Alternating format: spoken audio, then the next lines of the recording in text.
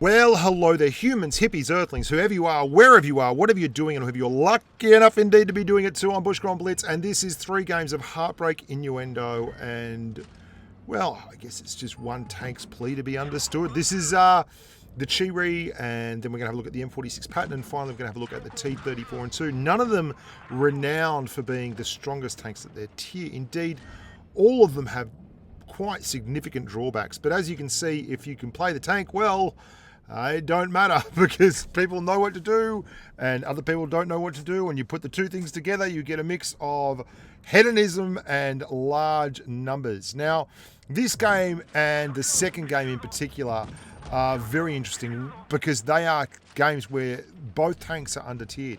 The Chi-Ri is currently in a tier 7 game frontlining. He is all on his lonesome down here, or her, bumping Betty, just under the B cap here. Now, luckily enough, none of the red guys have actually flanked through B or on the other side of the map at all, which is pretty rare for me. When I've played this map, there's nearly always been a fair distribution of tanks screwing around at A looking to get shots across. This is a really, really good spot that Bump and Betty is in if no one pushes through the middle of town to the left. And it just so happens that absolutely no one has. Now, the Chi-Ri is pretty cool. I've had some massive games in the Chi-Ri before, on stream and all, because a lot of people just underestimate it. It has a Viper-like ability when left alone to just tear huge shreds of metal off the enemy tanks. It's got 3 in the clip. Each shot will do 160 alpha. That means you can knock out 500 alpha very, very quickly. Just like that, and if you roll well, you go over 500 alpha. It's then goes back into the garage, waits for a while, and pops back out. The knock on the Chi-Ri, of course, is that it has absolutely no armor. I love featuring games like this, though, in tanks that no one gives the time of day. I mean, he sat here and torn apart. Bump and Betty has absolutely ripped apart everyone on the enemy team. Every time he's popped out, or she, I'm not sure which, Bump and Betty has devastated. And it tickled my fancy to feature this one in particular because it's such an underdog of a tank. It's such a tank that no one gives the time of day to.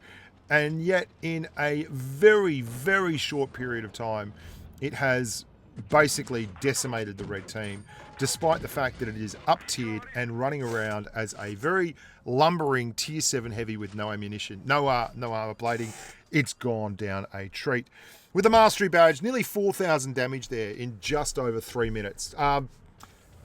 It leads perfectly. It segues perfectly into this game. Talk about being up-tiered.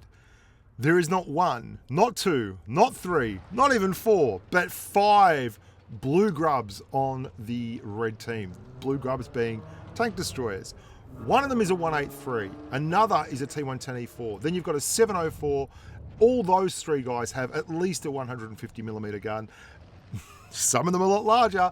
And then you have the tortoise and the waffle tractor. The waffle could have a 150. You could have a 128.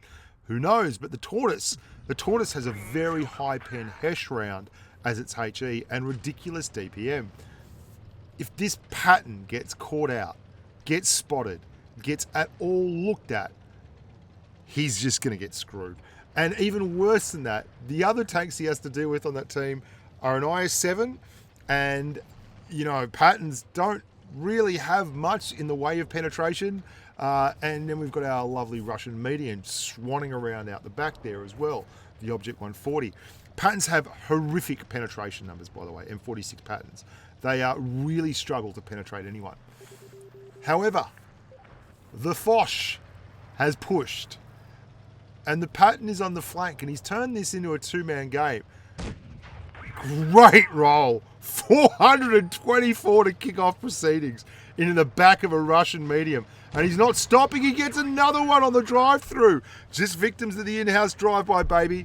Has to be wondering, making sure there's not a TD looking at him right now, because he's had all the luck in the world so far. They are 2 fantastic shots to open the account. 1,191 damage already in the books. Happy days. And that 183 is indeed pushing up. What he's going to do here is really cool. He isolates that 140. So he's happy to take a shot to make sure that he clears the tank. waits, makes sure he gets the right shot. He does. It doesn't clear him, but, you know, you can only do what you can do. Gets a lovely bounce, repairs the track, and he's thinking of pushing forward. Makes a great decision there. That is an absolutely game-changing decision. Really solid effort. Has to clear this. Oh, big daddy. And he's already 2.5k in. This is a epic effort.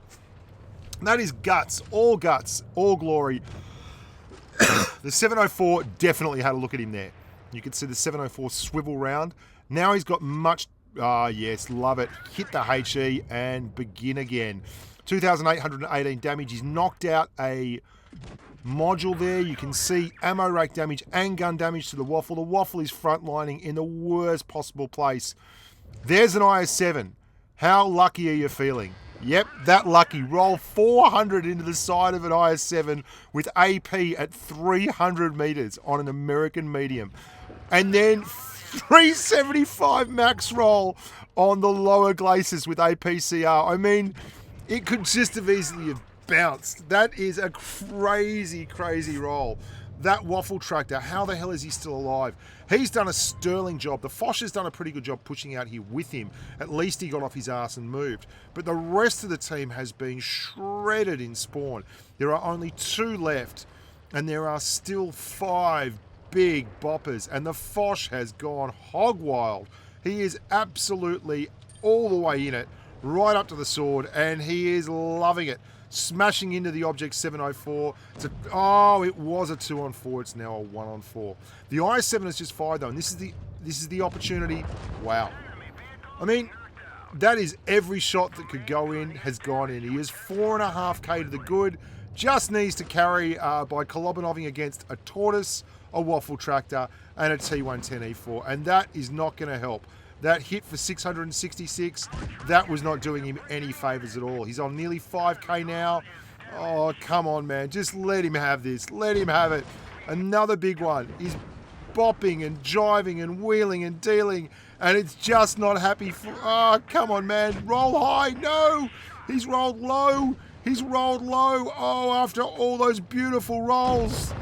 The Tortoise finishes him off. I had to feature that though, man, because that was a wonderful, wonderful game. Just constantly rolling the dice and seeing what came up. 6,137 damage in a tier 10 game featuring that many TDs and an IS-7. That's unheard of for an M46 Patton. That is such a tough tank to do that in. Here we go. The T34-2. Now, this, I think, is a fantastic example of how to use this tank correctly. It really is. There's no way around this. This is a tank that has a very, very slow reload, has a very mediocre amount of DPM, and has to rely on smart play and taking its shots where it can find them and trying to trade, if at all possible, with heavies. You can see that's a great way of doing it. Then you pop back and you completely reset your camo.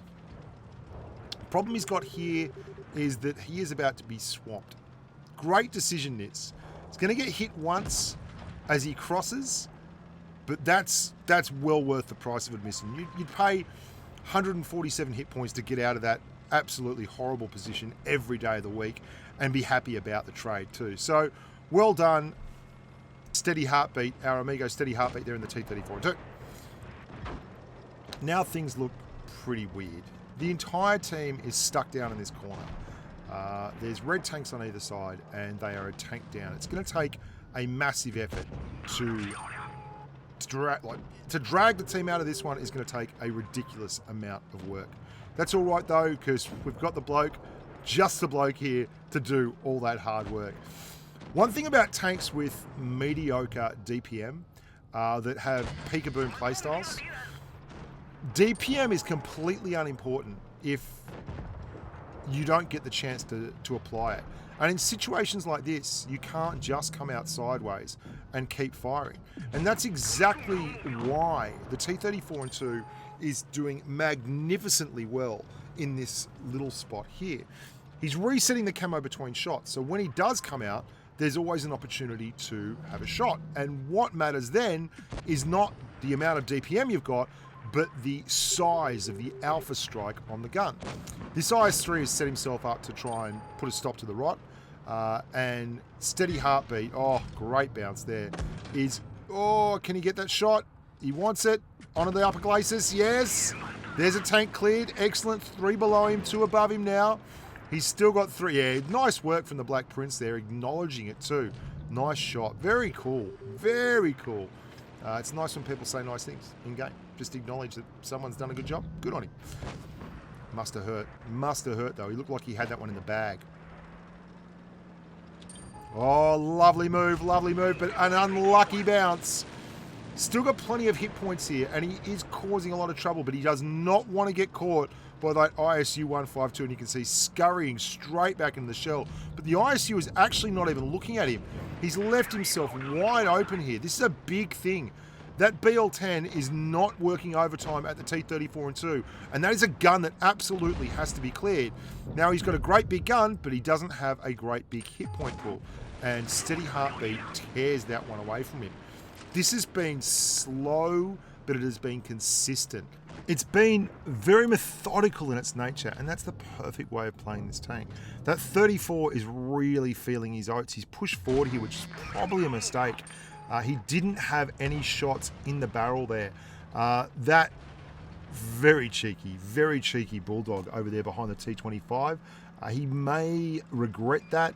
The T25 has pushed into him and is going to go ta-ta.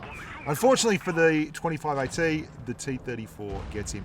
This is a brilliant, watch this. If you want to know misdirection, sleight of hand, it looks like he's pushing up here, and then as soon as he drops his camo, he hammers it right around this this hill here, and lets everyone who is watching the game from the red team think he is headed back to his spawn, right?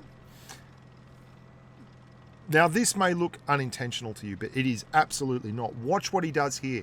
He then sets himself up in a position on the opposite hill to wait for the 152 or the T34 to push up and drive through spawn looking for him. And lo and behold, with great work and great processes comes great reward. Here's the T34. No, it's the 152. He's pushed through into spawn, gets the shot. Absolutely a peach of a setup, that. An absolute peach. And it puts him in a position now where he can actually hit point trade with that 152 and knock him out of the game without, you know, having the 152 having a chance to knock him out of the game. He just doesn't have the alpha strike. 930 hit points is enough to get him through these dark days.